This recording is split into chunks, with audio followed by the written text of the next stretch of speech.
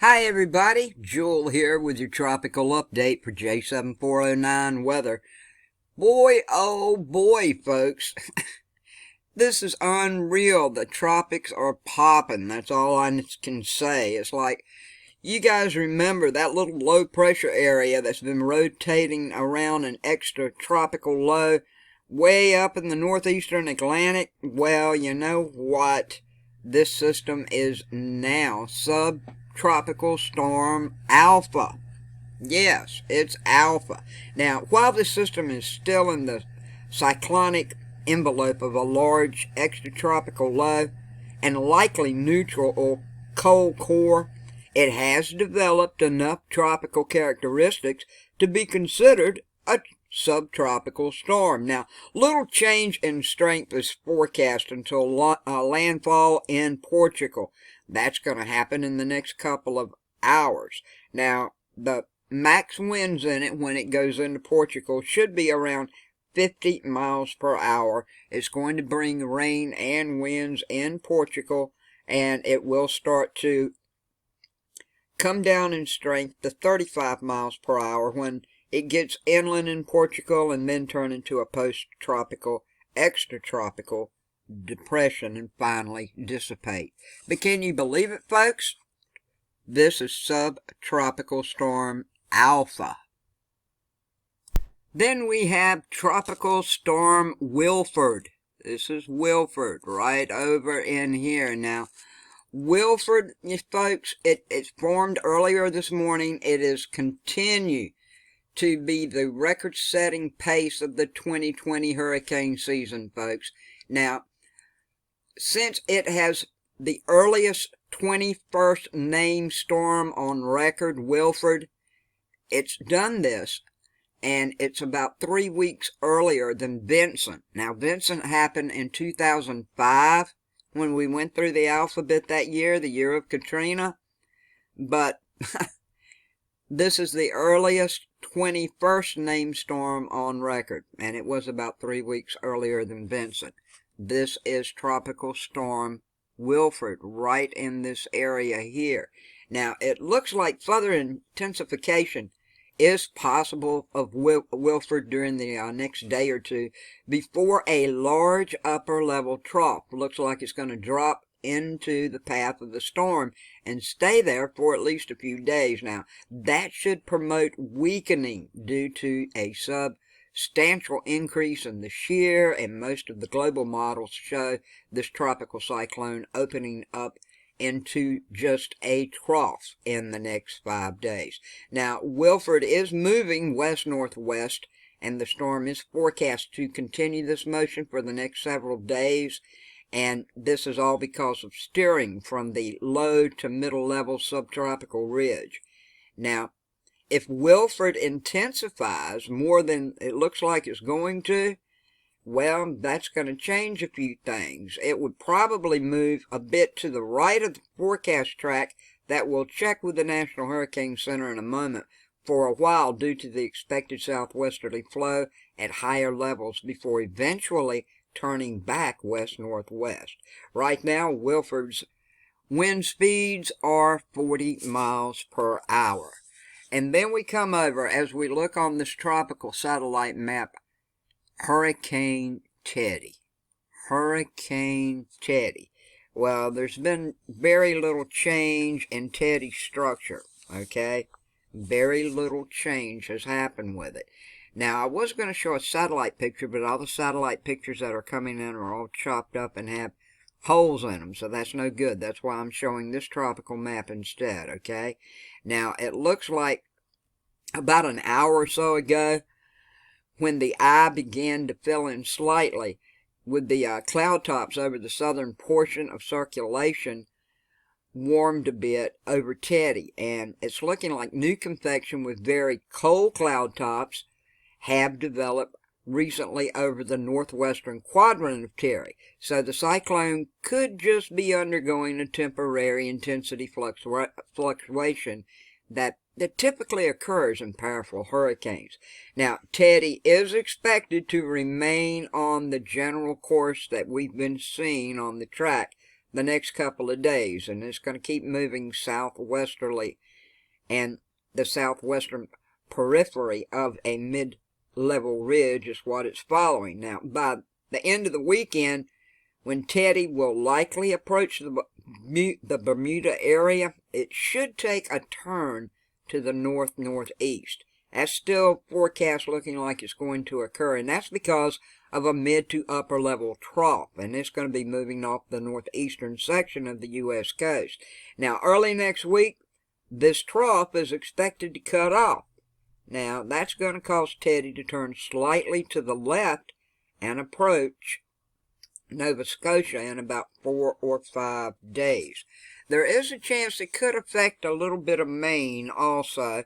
A little too early to tell yet, but what everybody needs to pay attention to with Teddy right now, it should approach Bermuda as a hurricane this weekend and make its closest approach to the island late Sunday or Monday. While the exact details of Teddy's track and intensity near the island is still not known, it's still too far away, things can happen as we all know. But there is a risk of strong winds, storm surge, and heavy rainfall on Bermuda, and the watches may be issued later today or tonight. As of now, there's no watches or warnings. The large swells, this is a great hurricane, folks. 130-mile-per-hour winds, okay? It's going to produce these large swells, and they're going to affect portions of the Leeward Islands, the Greater Antilles, the Bahamas, Bermuda, and southeastern United States during the next few days, and we all know that can cause beach erosion, horrific rip currents. Don't get in the water unless you have to. Tropical Depression 22 right here in the Gulf that we're all watching so intensely right now, and we all need to. We need to keep our eyes on all of these storms, but it's looking like it's getting close to tropical storm strength. Now, I'll say it has a lack of organization, but it still looks like that it's getting close to tropical storm strength. Now, if this happens, it'll be named Beta. We're going through these alphabets, aren't we, folks? Now, the Air Force Reserve Hurricane Hunter aircraft that was scheduled to investigate this system had to turn back after getting hit by lightning. Yes, after they got hit by lightning, so they had to turn back. They haven't gone into it yet as they were supposed to. Now, the next 24 hours or so, this cyclone should move north-northeastward as it is steered by a mid to upper level trough over Texas and northeastern Mexico. And this trough is then expected to lift out to the northeast with low to mid-level ridging building to the north of the cyclone. Now, a mid-latitude trough over the central United States should cause a ridge to weaken and steer the cyclone northward to northeastward near the Texas coast. Now, while the guidance agrees with all the general sense of the motion, there are a lot of different models on the winds, the wheres, and the various turns. There's a lot of things that still could happen with this, so don't think immediately it's going into Texas. Don't think immediately it's going into Louisiana. We have to wait and see. We have an idea, but all these ideas could change, folks. Now, currently, it's looking like that it's in an environment of some light to moderate southwesterly shear, and all of the global models suggest that this will generally continue through the next 2 or 3 days. Now, what everybody needs to know about Tropical Depression 22, it is expected to strengthen to a tropical storm and possibly even a hurricane. Now, this is why it is still in the Gulf.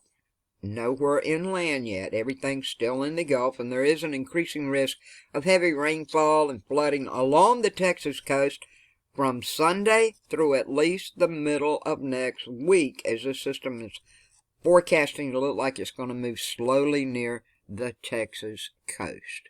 Now, as we take a look at the National Hurricane Center's tracking map, we can see, as of earlier today, this is where Tropical Depression 22 was Should be a tropical storm coming up any time, my friends. I'm just telling you, maybe this afternoon later or tonight at some point, it should be a tropical storm.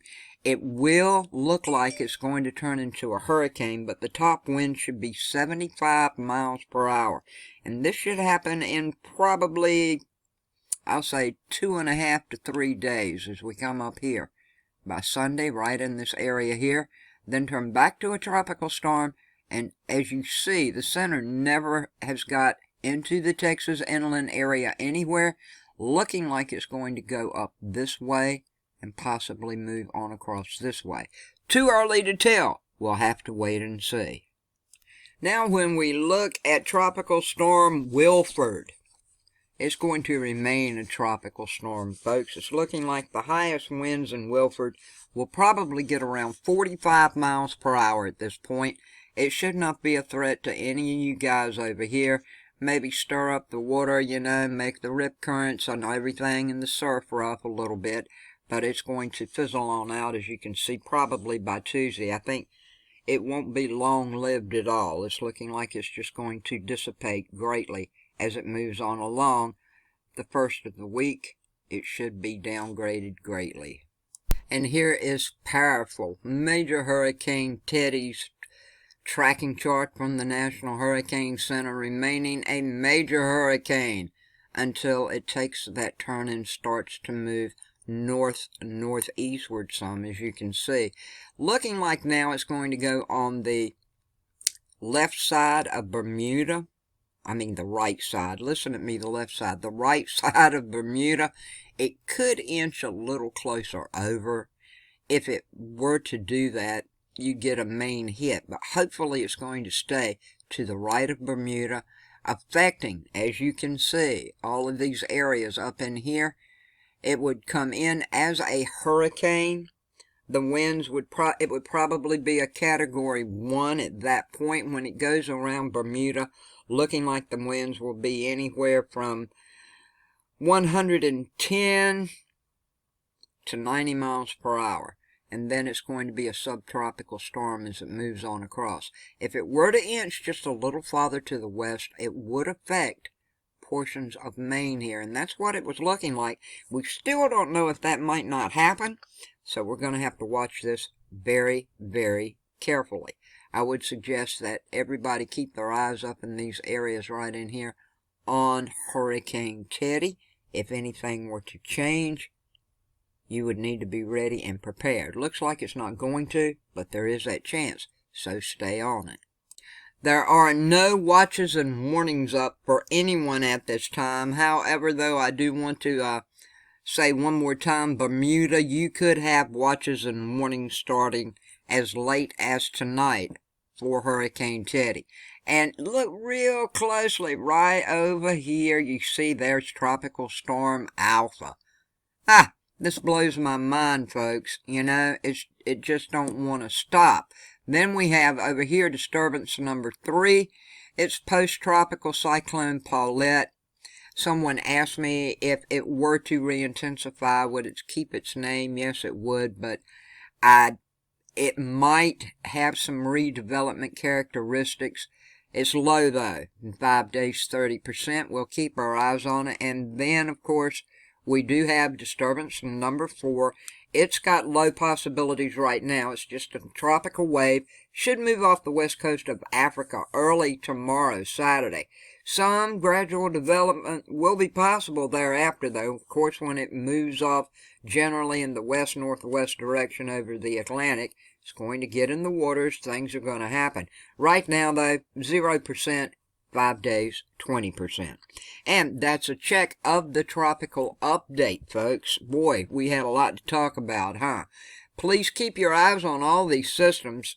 It's been one heck of a hurricane season, and we've got 2.5 more months to go, just about. Let's see how far we get through the Greek alphabet, huh?